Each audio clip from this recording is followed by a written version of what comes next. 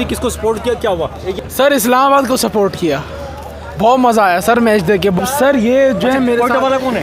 कोयटा वाले हम कोयटा वाला है, ये है कोयटा। सर सर कोयटा क्या चाह रही है? सर डिसअपॉइंटमेंट्स हो गई हमारे साथ यहाँ पे, और जो है ये गलत हुआ है।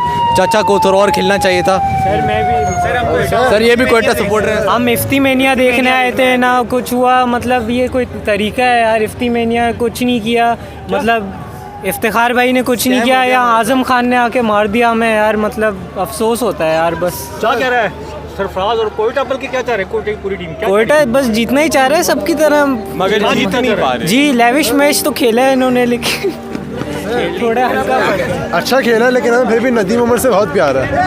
नदीम उमर से कोयटा से? जी जी सर, पूरी टीम, नदीम उमर, उनकी पूरी फैमिली।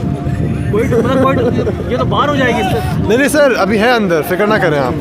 जी जी सर, हम पूरी सपोर्ट दे रहे हैं। मशवरा देते हैं सरफराज को कि ये कर दो सर। बस सर जैसा खेलना है खेलते रहें बस। जी सर, आज़म खान को थोड़ा पहले आउट कर लें, सर जीत जाएंगे फिर। सर मैं बताता हूँ, आज़म खान का वीकनेस है रनिंग बिटवीन द विकेट्स। वो विकेट्स के बीच में भाग नहीं पाता, तो इसको ऐसी बॉल कराओ जो है ना, ये रन आउट हो जाए। बेशक बेशक।